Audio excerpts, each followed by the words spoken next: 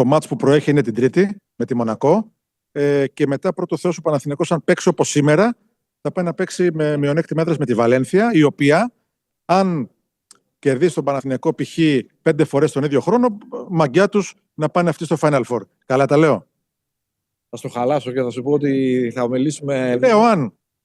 Αν, αλλά θα στο χαλάσω και πάλι. Δεν μπορούμε να σκεφτόμαστε τίποτα άλλο πέραν της Μονακό. Είναι πολύ δύσκολο το παιχνίδι. Προφανώς έχουμε το πλεονέκτημα, παίζουμε στην έδρα μας. Έχουμε σχεδόν το ίδιο ρεκόρ. Δεν έχουμε κάποια τεράστια διαφορά στο ρεκόρ που έχουμε σαν ομάδες. Και πρέπει να το αντιμετωπίσουμε με πολύ μεγάλη σοβαρότητα. Διότι έχουμε να αντιμετωπίσουμε μια ομάδα που ναι, μεν έχει απώλειες και μετά τη φυγή και του Σπανούλ, του Βασίλη, θεωρητικά λέγαμε ότι θα μπορούσε ενδεχομένως με τα προβλήματα που έχει τα οικονομικά, δεν ξέρω εγώ τι άλλα, να τα παρατούσε, αλλά έχει και ποιότητα, έχει πολύ καλούς παίχτες, πολύ καλή στην επίθεση. Έχει πολύ καλούς 8 παίχτες.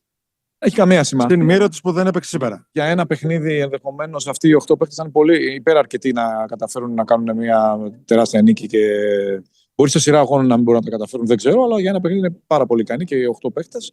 Οπότε καλύτερα είναι να κρατάμε μικρό καλάθι, να είμαστε σωστοί, να μιλήσουμε και να ετοιμαστούμε στην ουσία μόνο για το παιχνίδι με τη Μονακό. Coach, κρατάτε την πολύ βελτιωμένη ένταση στην άμυνα σήμερα? Κρατάμε την ένταση, όπως είπες. Κρατάμε το γεγονός ότι όταν ξέφυγε το παιχνίδι, συνεχίσαμε στον ίδιο ρυθμό αμυντικά. Όλοι είχαν τη διάθεση να κλέψουν, να βάλουν τα κορμιά τους και να παίξουν σωστά, να μην δημιουργήσουν πολλές εύκολες καταστάσεις για την αντίπαλη ομάδα.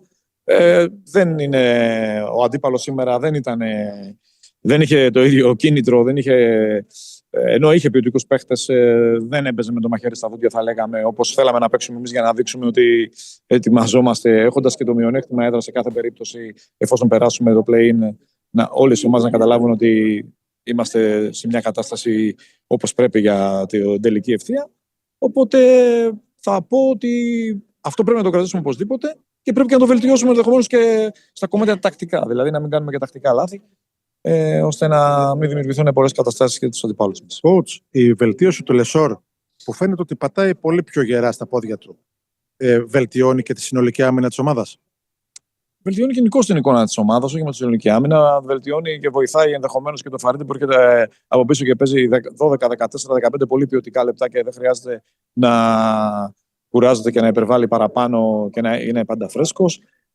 Βοηθάει την ψυχολογία της ομάδος. Και στην ουσία βλέπεις πολύ, το καταλαβαίνεις μερικές φορές και από τις αντιδράσεις του Ματίας, ότι το παιδί είναι σε πολύ καλή κατάσταση και παλεύει λίγο με τον εαυτό του να ξαναβρει και να ξαναγίνει ο Ματίας που ήταν.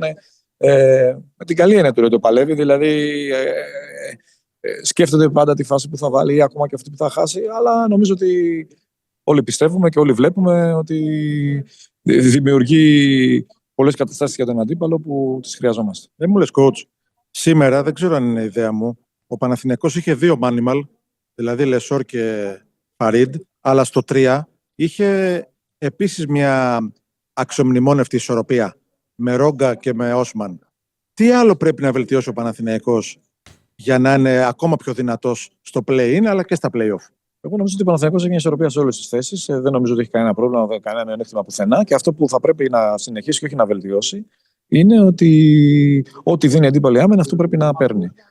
Σήμερα έδωσε στο Ρογκαβόπουλο αυτές τις φάσεις και τις έδωσε και ο Παναθηναϊκός το διάβασε και τις έδωσε. Στο Ματία, στο Φαρίντ, παίχτες που δεν έχουν 20 πόντους μεσόωρο όπως έχει ο Κέντριξ ή πολλές φορές ο Σούλκας να βάζει 16-18 πόντους.